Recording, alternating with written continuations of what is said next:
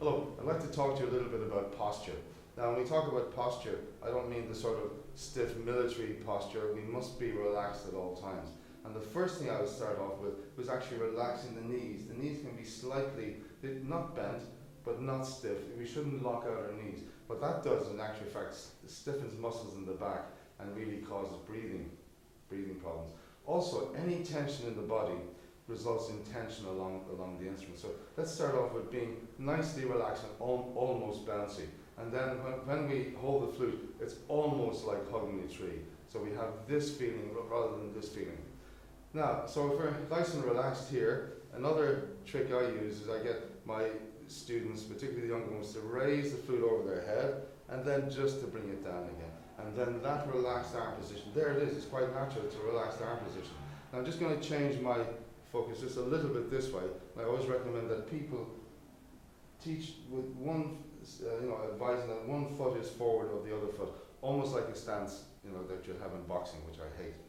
But this sort of balance on the flute, and so we have a nice relaxed body here, and the arms raised overhead, and then come back down to a nice, sensible position of arms. Now, hand position, again, I advocate the system that we balance the flute in 3 points: little finger, thumb underneath here, and a certain amount of balance in the left hand, but not exclusively left hand. So there is a whole feeling of balance here in the instrument.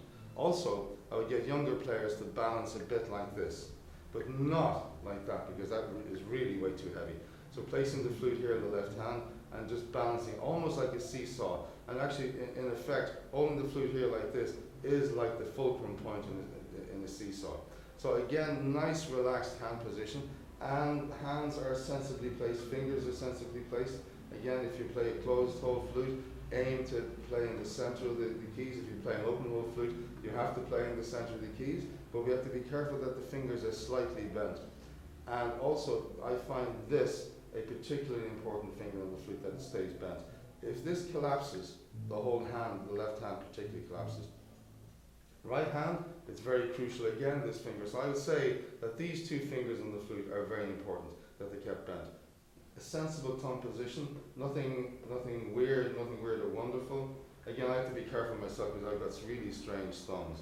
So if anyone has an excuse to bend their thumbs, I do, but we must keep them straight.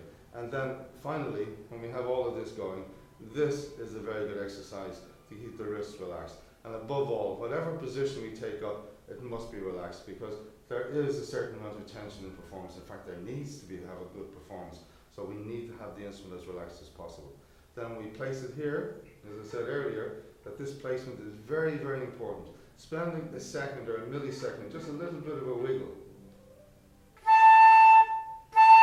Now, you might notice that sometimes I can let the angle of the flute drop. That is okay. I try to avoid the saxophone plug down here. But just up here, I mean, we don't have to play, this is what I would call really bad posture.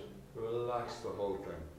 If you're going to let the flute relax a little bit, let the head relax with it. But generally, I would try to have straightforward flute playing. Relaxed and straightforward.